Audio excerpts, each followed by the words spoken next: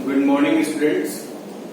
Today, under class 12th economics, we are studying the chapter number 2, demand and law of demand. And for today's topic is exceptions of the law of demand. What I am saying? Exceptions of the law of demand. First of all, we will talk about exceptions.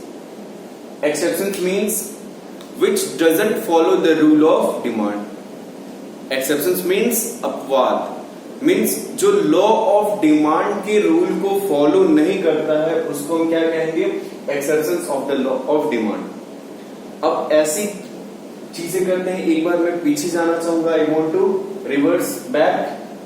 What do you mean by law of demand? Law of demand means price up, demand low, price down, demand up. Okay, the inverse relationship between price and demand is law of demand. The inverse relationship, the negative relationship in between price and quantity demanded, that is called law of demand.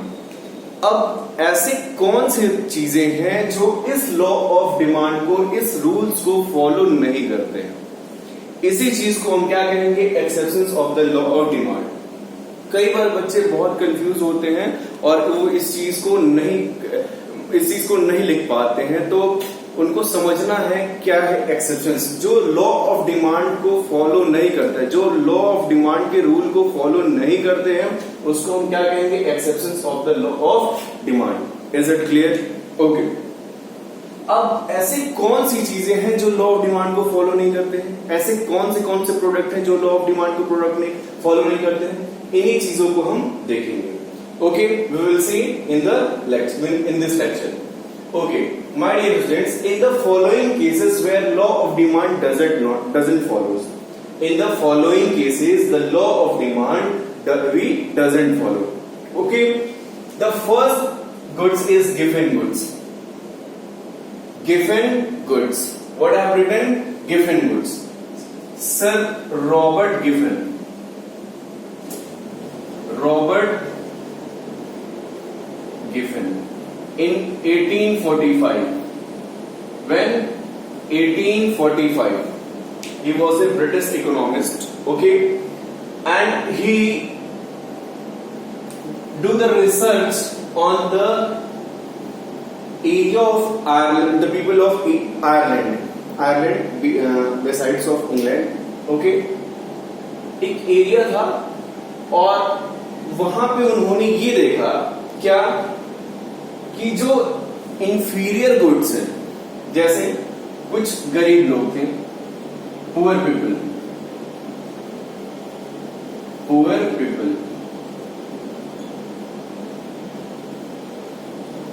गरीब लोग थे और वो potatoes खरीदते थे. क्या खरीदते थे? वो पोटैटोज खरीदते थे, मतलब सड़े हुए आलू को खरीदते थे बहुत कम कीमत में. ठीक है, बहुत कम प्राइस में खरीदना पसंद करते थे. ठीक है ना. इसकी भी कुछ कॉस्ट थी, जैसे नहीं होता है कुछ खराब आलू, कुछ बैड टाइप ऑफ वेजिटेबल्स या कुछ सड़ने के करीब हो तो उसकी रेट कुछ कम होती है. तो अक्सर कुछ उसके भी कस्टमर्स होते हैं और वो उस प्रोडक्ट को क्या करते हैं? वो खरीदते हैं और उससे अपनी जरूरतों को फुलफिल करते हैं. From that they fulfil there needs from these type of vegetables. Like this in Ireland, same type of condition was over there. Okay, so होता क्या था कि जब पोटैटो की जो प्राइस थी, price of the potato, one thing I would like to say here, you have to understand, for before given goods you should know there are two type of income. Okay, we should realize, we should identify what there are two types of income. First income is money income, monetary income, or second one is real income. Okay, money income means which are in monetary form, monetary terms. that is called monetary income, means whatever we earn as a salary. And real income, it means suppose you purchase the milk, the packet of milk in rupees 50, in rupees 50, 1 kg. 1 kg milk you purchase in 50 rupees.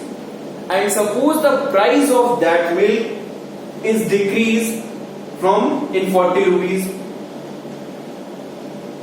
When the price decrease, the difference between both, what, 10 rupees, your real income. What, getting you all? So you should know about the difference between money, monetary income and real income before the understanding given goods. Getting you all? So I want to say here what, where I was on given goods. Given goods is the exceptions of the law of demand, which doesn't follow the rule of demand, the rule of law of demand. Okay, so in the Ireland there were poor people, and they purchased for their surviving the bad potatoes, you can say सड़े गले potato, वो खरीदते थे उस चीज को, ठीक है ना। अच्छा, पुअर पीपल क्या खरीदते थे? पोटैटोज को खरीदते थे, पोटैटोज। अच्छा, जब इस पोटैटोज की रेट में, इसकी जो प्राइस ऑफ पोटैटो है वो जब रेट डिक्रीज होता था, प्राइस क्या होता था? डिक्रीज होता था। क्लियर? जब P1 से P होता था तो क्या करते थे वो, जैसे मान लीजिए पोटैटो की कीमत 10 रुपीज थी। Okay, suppose I am giving an example for make you understand, 10 rupees, और सपोज इसकी प्राइस कम हो जाती थी 5 रुपीज, तो ये जो रियल इनकम इनकी बचती थी, ये जो रियल इनकम बचती थी, वो फिर ये पोटैटो नहीं खरीदते थे, वो इस 5 रुपए से क्या खरीदते थे? मीट खरीदते थे। Meat, are you doing? Meat, मांस, they purchase the meat. Okay, so what we are saying, the demand of the inferior goods, the demand of the inferior potatoes goods is, potato is decreasing, the price of the inferior goods is decreasing, but the demand is not increasing here. Getting, see here what I am saying, price of the potato is decreasing, but whatever they earn the real income, this 5 rupees, they use in meat, not in potatoes. Getting? अच्छा, फिर जब इस potato के दाम बढ़ जाते थे, इस पोटैटो के दाम जब बढ़ जाते थे, जैसे मान लो 10 से हो गया कितना? 20 रुपीज हो गया, 10 से हो गया 20 रुपीज। जब पोटैटो का दाम बढ़ गया तो वो क्या करते थे? फिर वो मीट नहीं खरीदते थे, मीट खरीदना बंद कर देते थे और अपनी जरूरतों के मुताबिक वो उस पोटैटोज को खरीदना स्टार्ट कर देते थे, जितनी उनकी जरूरत थी, और जो पैसा जो पैसा उनके पास बचता था, यानी 10 रुपए था, तो वो 10 रुपए में ही वो उस पोटैटो को खरीदना पसंद करते थे। तो आपने देखा, प्राइस बढ़ा तो भी पोटैटोज की उस इंफीरियर गुड्स पे कोई भी असर नहीं पड़ा, प्राइस घटा तो भी कोई असर नहीं पड़ा, जितनी जरूरतें थी इंफीरियर गुड्स से किधर, सुपीरियर गुड्स की तरफ मूव हो गया। तो ऐसे गुड्स को हम क्या कहते हैं? गिवन गुड्स कहते हैं। ऐसे गुड्स को हम क्या कहेंगे? गिवन गुड्स कहेंगे, जो लॉ ऑफ डिमांड को फॉलो नहीं करता, विच doesn't follow the rule of law of demand. Reading हो रहा? कहने का मतलब ये है कि given goods doesn't follow the rule of law of demand. Getting? वहां प्राइस बढ़ती है तो डिमांड घटती नहीं है, सेम ही रहती है, ठीक है। और जब प्राइस घटती है तो भी डिमांड उतना ही रहती है, मतलब उनपे कोई इफेक्ट नहीं होता है, कोई वो ऐसे गुड्स जिनपे किसी भी प्रकार का कोई भी प्रभाव नहीं पड़ता है, ठीक है। अब इसको मैं एक और एग्जांपल देके आपको समझाऊंगा। जैसे मान लीजिए कुछ लोग, जो गरीब लोग हैं, वो poor people, they want to buy wheat and rice, okay, but they don't have the money, so वो उनके पास पैसे नहीं होते हैं कि वो उस पैसे वो व्हीट और राइस खरीद सके, तो वो क्या परचेज करते हैं, wheat and bajra, bajra and jowar, jowar bajra, आप लोग इसको कहते होंगे मोटे अनाज, जैसे जिसको शहरों में लोग नहीं खाना पसंद करते हैं, गांव में लोग ज्वार बाजरा के आटे और रोटी वगैरह बनते हैं तो उसको लोग खाना चाहते। क्यों? क्योंकि वो सस्ते होते हैं और उनके तब दाम बढ़ते हैं तो भी वो उतना ही खरीदे जाते हैं, लेकिन अपनी बस नीड्स को फुलफिल करने के लिए। लेकिन जब दाम घटते हैं उनके, तो हम वो पुअर पीपल किधर मूव जाते हैं, व्हाइट एंड राइस, जो उनकी इनकम सेव होती है वो टेंड्स हो जाती है किसकी तरफ, राइस एंड ब्रेड की तरफ, मतलब व्हीट एंड राइस की तरफ। Getting bowler? सो आप देख क्या रहे हैं, so these type of goods that is called given goods which doesn't follow the rule of law of demand. Getting bowler? Second, article of snob appeal, article of status. Snob appeal means which type of goods which appeal, which for the show off, which for the status purpose. जैसे some people wants to like to wear what, diamonds, अब popularity को देख लो, इतना गोल्ड्स,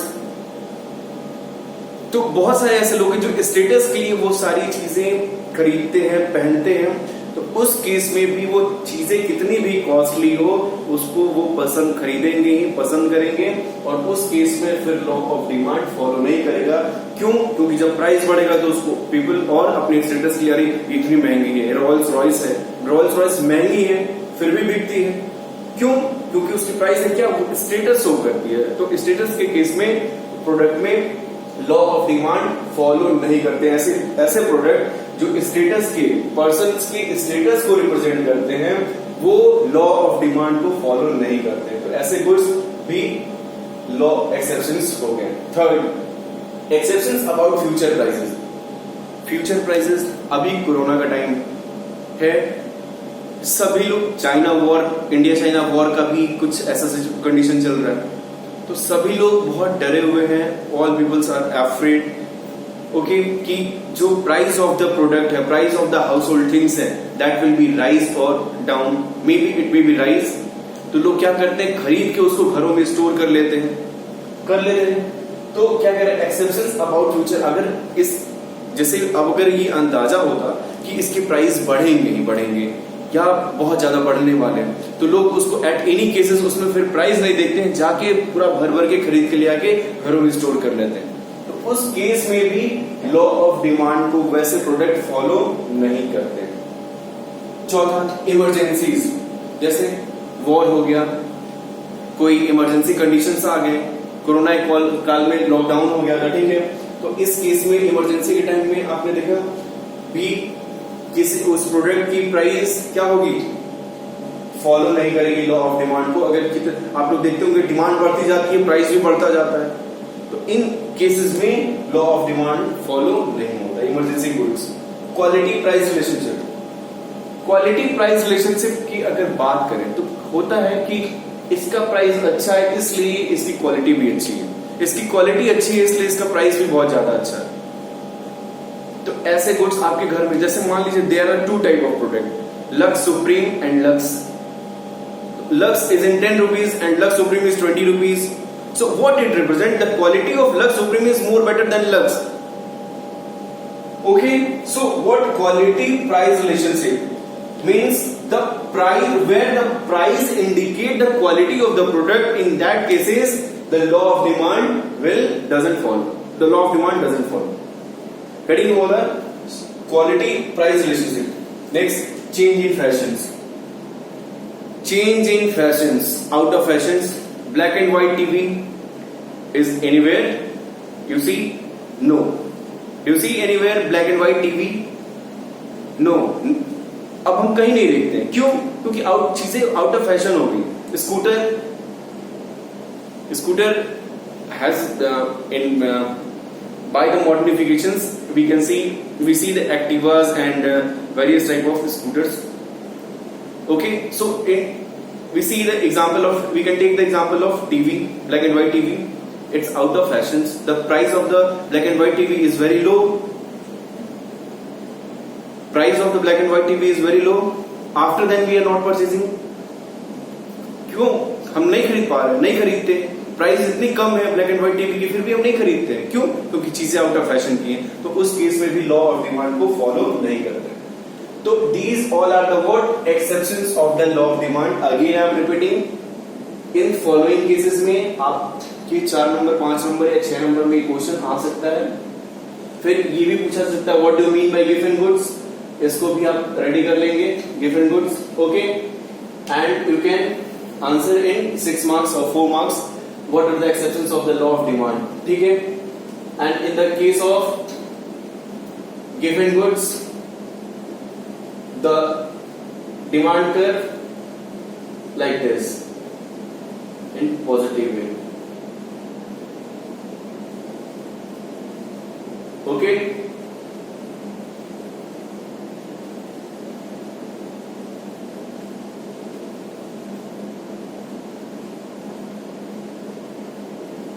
so you can see here the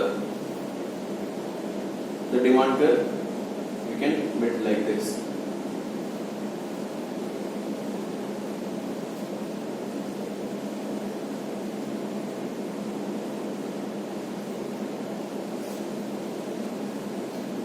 Okay, so these all are the exceptions of law of demand.